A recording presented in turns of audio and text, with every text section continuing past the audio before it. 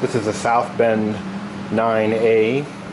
It's got the threading controls, or the speed control I should say, for the feed, power feed, or threading. You'll notice the plate's not on there. I do have it right there. I've added a VFD to this, so you actually have speed control, forward and reverse. This is your speed control. This is your forward and reverse. This is an e-stop. Emergency, you hit it. Do this. The VFD is this device over here. As you see, as I change the speed, that's actually the hertz of going to the motor. The motor is a 3-phase, I think 1.5 horsepower. I actually just swapped it out. You can see I have a automotive belt on there instead of the original leather belt. This is a little more permanent, holds up a little better. It comes with what you see here. That's a new 4-jaw chuck from Shars. 2 3-jaw chucks. There's slight belling in the mouth of this chuck, about 1.5 thou on the outside. That can be cleaned up with a tool post grinder or with a just a small grinder and a little bit of a setup. Not easy, but not that hard. It comes with a brand new dead center that fits in the spindle. That's a 3MT spindle. It comes with this ER32 collet holder. I think that's also a Shars. It comes with this collet holder. I think that's a 5C.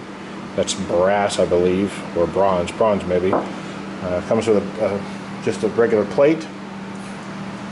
A 2MT chuck fits the tailstock. A 2MT live center and a 2MT smaller chuck. Comes with an Aloris type tool post, just a quick change tool post. I actually made a new center rod and nut for this, and a new nut for this, so that these are the same size, so you only need 1 wrench instead of fooling around with 2 wrenches all the time. There's a little bit of backlash in each of the controls. Crossfeed's not too bad. As you see, this can actually be tightened up a little bit. I haven't gone and done that. I probably won't. I'm sort of used to it at this point. Backlash on this is really just about that much. I rebuilt the whole lathe, put new felts inside of all the places where there has to be.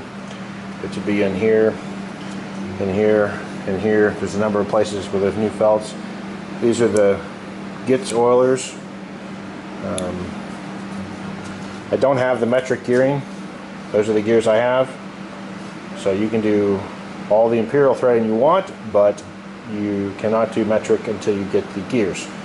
I was actually in the process of getting ready to make some, but since I'm moving up to a larger, more expensive lathe, I won't be doing that. It comes with the table. The table is not my manufacture, but it's not too bad. It's, I think, 1/4-inch steel, maybe 3/16. It's pretty thick. It's got a set of shelves down there. I just tossed some wood on them and some drawers from an old table saw system I had. I just tossed those in. You can keep them or throw them away. It's your choice. The tool post comes with these holders, not the tools in them. You'll have to find your own set of tools. Sorry. It does come with these collets. I have no need for them at this point. And that's about it. I'll go ahead and crank it up and show you very slow feed since I've got all this stuff sitting on it. This is as clean as it's going to be. So we'll put it in a relatively slow gear. Hold on a second. Okay. Make sure the bull gear is not locked. As you see, I can slow it down to very slow, or I can speed it up. I've got it on a pretty high thread count or large thread count right now. To turn that off, turn the lathe off, and just drop these tumblers down, and now it's not in gear. And you'll see it doesn't turn here.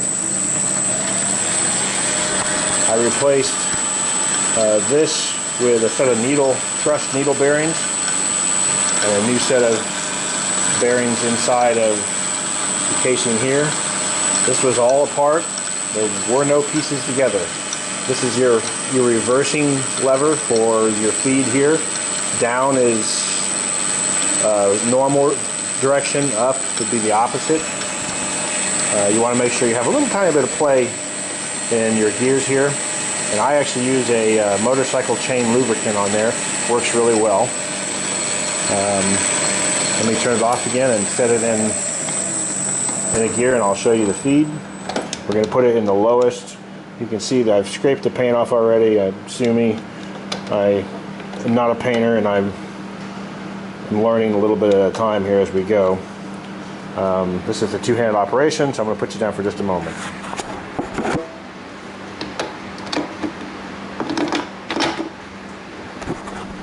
Okay, so we're in E, and I think it's 9. It's very slow. It's the slowest feed rate that there is. We're going to turn it on again. As you can see, we're moving nice and slow. We come over here. To enable the cross feed, this gets pulled down to there. Now you're in cross feed mode. Make sure you're clear of any obstruction. And then you simply turn this clutch until it engages, and you'll see it start to, once it picks up the backlash, it then engages. I'm actually in reverse right now, so this is feeding, well, I'm sorry, this is correct. It's feeding out, which is this way. So we turn that off and move it up to the top one. This was actually for the carriage feed. Once we engage that, once the backlash is picked up, you'll see the carriage start to turn. And of course, I have it going as slow as I can, so I'll speed it up a little bit. Oh, there goes a piece. So you can see the carriage feed is running. And that all works. Threading is this dial here. You have a dial indicator here. You simply just make sure it's engaged with the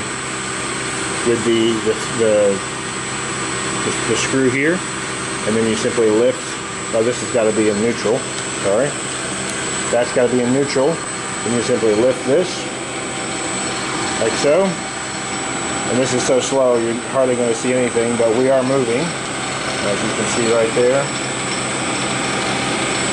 And that's that. All of the gears work. I'm not going to cycle through all of them, but I'll go to a different set.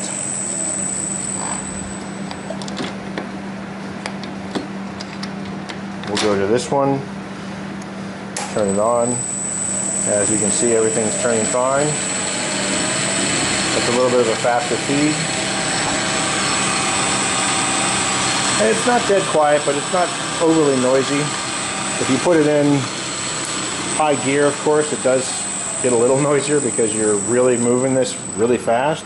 You just do that by loosening this, moving the belt over